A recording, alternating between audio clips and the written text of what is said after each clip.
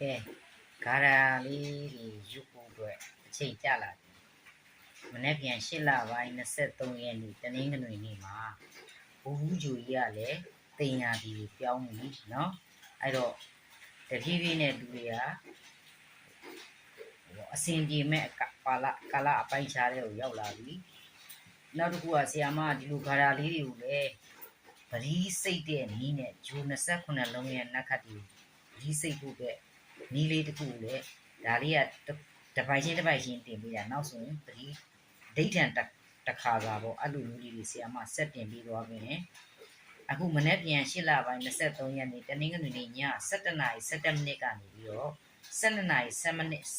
နစ်အတွင်းမှာမူလနက်ခတ်နဲ့ဆန်းရှင်ပါတယ်ဒါကြောင့်မလို့ဘာရဟဏသိဋ္ဌိပြီးမြောက်ပါတယ်ဘာရဟဏသိဋ္ဌိပြီးမြောက်ပါတယ်ဘာရဟဏသိဋ္ဌိဆိုတာဘာလဲဆိုရင်အတားအဆီးအနှောက်အယှက်ရန်ပြဿနာအပူတော့ကပါပဒေါသမကောင်းကျိုးတွေကိုစန့်ကျင်တယ်အမြင့်ကနေစန့်ကျင်တွန်းလှန်တဲ့ဂါရာဖြစ်တယ်အမောက်ပြောကားတွေရှိလို့ရှိရင်လည်းရွတ်လို့ရတယ်အတိုက်ခံတွေရှိရင်လည်းရွတ်လို့ရတယ်အဲ့တော့ကြောင့်ဆရာမအခုတင်ပေးလက်စဖြစ်တဲ့ဂါရာလေးကိုဆက်ပြီးတော့ပြပြပေးမယ်အဲ့တော့ဂါရာလေးကနိရိတိဒေဝီမဟာတက်ကိန်ပါပဒေါတံဝိမုတ်စတေနိရိတိဒေဝီမဟာတက်ကိန်ပါပဒေါတံဝိမုတ်စတေနော်ဆရာမစာရန်လေးလည်းထိုးပြီးမယ်ဒီအဓိပ္ပာယ်ရဲ့ဒီဂါရာလေးရဲ့အစွမ်းကတော့ကြီးမြတ်သောအစွမ်းနဲ့ပြည့်စုံသောနိရိတိ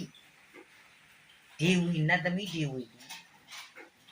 ကြီးမြတ်သောစွမ်းအားနဲ့ပြည့်စုံသောနိရိတိနတ်သမီးဒေဝီမကောင်းသောအပြစ်အပူဒေါသပါပဂျူတွေမှလွတ်မြောက်စေတော်မူ၏နော်အဲ့တော့